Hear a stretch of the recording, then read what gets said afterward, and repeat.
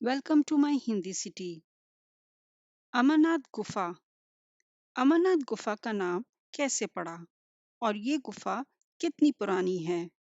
इस गुफा के अंदर क्या है और ये गुफा कहाँ है?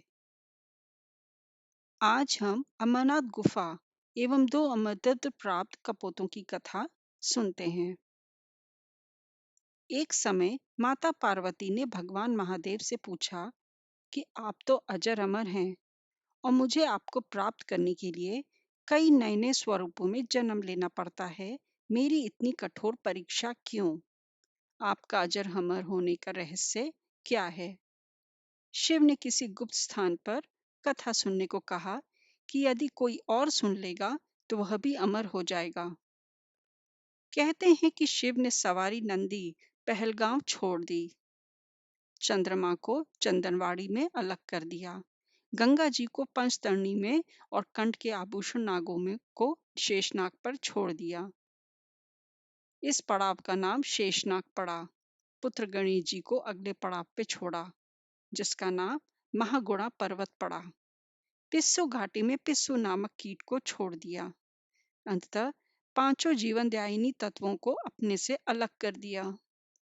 पुराणों के अनुसार शिव ने पार्वती को इसी परम पावन अमरनाथ की गुफा में अपनी साधना के अमर कथा सुनाई थी। कथा सुनते सुनते पार्वती को नींद आ गई, जिसका शिव को पता नहीं चला। उस समय वहां पर एक कबूतरों का जोड़ा मौजूद था और वह बड़े ध्यान से शिव कथा सुन रहे थे और बीच बीच में गूं भी कर रहे थे। शिव को लगा कि पार्वती कथा सुन रही हैं।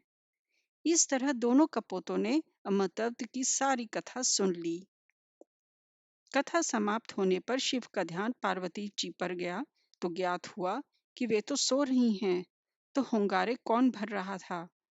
दृष्टि घुमाई तो देखा कि कपोतों के जोड़े ने अमरतत्व की सारी कथा सुन ली। वे क्रोधित हो उन्हें मारने आगे बढ़े। कबूतरों ने कहा कि भगवान, यदि आप हमें मार देंगे तो अमर होने की कथा झूठी हो जाएगी। इस पर शिव ने उन्हें छोड़ दिया और आशीर्वाद दिया कि तुम सदैव शिव के प्रतीक चिन्ह के रूप में इस स्थान पर निवास करोगे। अंततः वह कबूतरों का जोड़ा अजर अमर हो गया। आज भी जिन भक्तों के ऊपर प्रभु की व अमरत्व प्राप्त कपोतों की कृपा होती है, उन्हें दर्शन लाभ होते हैं। अतः यह गुफा अमर कथा की साक्षी हो गई। अमरनाथ गुफा के नाम से सनातन धर्म के अनुयायियों में प्रसिद्ध पा गई।